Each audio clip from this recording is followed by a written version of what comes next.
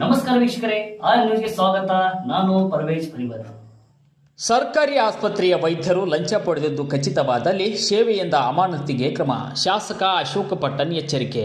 ಬೆಳಗಾವಿ ಜಿಲ್ಲೆ ರಾಮದುರ್ಗ ಪಟ್ಟಣದ ಸರ್ಕಾರಿ ಆಸ್ಪತ್ರೆಯ ಸಭಾಭವನದಲ್ಲಿ ಆರೋಗ್ಯ ಮತ್ತು ಕುಟುಂಬ ಕಲ್ಯಾಣ ಇಲಾಖೆಯ ನೇತೃತ್ವದಲ್ಲಿ ಏರ್ಪಡಿಸಿದ್ದ ವಿಶ್ವ ಜನಸಂಖ್ಯಾ ದಿನಾಚರಣೆ ಕಾರ್ಯಕ್ರಮವನ್ನು ವಿಧಾನಸಭೆ ಮುಖ್ಯ ಸಚೇತಕ ಅಶೋಕ ಪಟ್ಟಣ್ ಉದ್ಘಾಟಿಸಿ ಮಾತನಾಡಿದರು. ಸರ್ಕಾರಿ ಆಸ್ಪತ್ರೆಗೆ ಬಡವರೇ ಬರುತ್ತಾರೆ, ಜನತೆಯಿಂದ ಸ್ಪಂದನೆ ದೊರೆಯುತ್ತಿಲ್ಲ ಎಂಬ ಆರೋಪವಿದೆ. ಪದೇ ಪದೇ ಆರೋಪಗಳು ಕೇಳಿಬಂದು ವೈದ್ಯರು ಲಂಚ ಪಡೆಯುವುದು ಖಚಿತವಾದಲ್ಲಿ ಅಂಥವರನ್ನು ಸೇವೆಯಿಂದ ಅಮಾನತುಗೊಳಿಸಲು ಕ್ರಮ ತೆಗೆದುಕೊಳ್ಳಬೇಕಾಗುತ್ತದೆ ಎಂದು ವಿಧಾನಸಭೆ ಮುಖ್ಯ ಸಚೇತಕ ಹಾಗೂ ಶಾಸಕ ಅಶೋಕ ಪಟ್ಟಣ್ ಎಚ್ಚರಿಕೆ ನೀಡಿದರು. ಇನ್ನು ವೃತ್ತಿಯಲ್ಲಿ ವೈದ್ಯರು ಮಾನವೀಯ ಮೌಲ್ಯಗಳನ್ನು ಜೀವನದಲ್ಲಿ ಅಳವಡಿಕೆ ಮಾಡಿಕೊಂಡು ಬಡವರ ಸೇವೆ ಮಾಡಬೇಕು. ಅಂದಾಗ ಭಗವಂತನ ಕೃಪೆಯಾಗಲು ಸಾಧ್ಯವಾಗುತ್ತದೆ. ಬೆಳೆಗಳನ್ನು ಬೆಳೆಯಲು ಅತಿಯಾದ ರಾಸಾಯನಿಕ ಬಳಕೆ ಮಾಡುವುದರಿಂದ ಆರೋಗ್ಯದ ಮೇಲೆ ವ್ಯತಿರಿಕ್ತ ಪರಿಣಾಮ ಉಂಟಾಗಲಿದೆ ಎಂದು ಹೇಳಿದರು. ಇನ್ನು ಮೊದಲು ಮಕ್ಕಳನ್ನು ಮಾಡುವುದು ಒಂದು ಸಾಧನೆಯಾಗಿತ್ತು. ಆದರೆ ಪರಿಸ್ಥಿತಿ ಈಗ ಮೊದಲಿನಂತೆ ಇಲ್ಲ.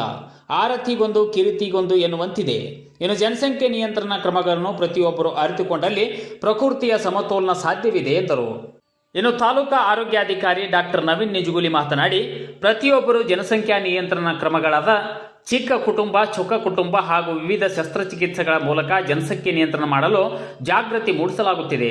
ತಾಲೂಕಾ ಆಸ್ಪತ್ರೆಗೆ ಬೇಕಾದ ಮೂಲ ಸೌಲಭ್ಯಗಳನ್ನು ಕಲ್ಪಿಸಲು ಶಾಸಕರು ವಿವಿಧ ಇಲಾಖೆಗಳ ಮೂಲಕ ಅನುದಾನ ನೀಡಲು ಮುಂದಾಗಬೇಕೆಂದು ಮನವಿ ಮಾಡಿದರು.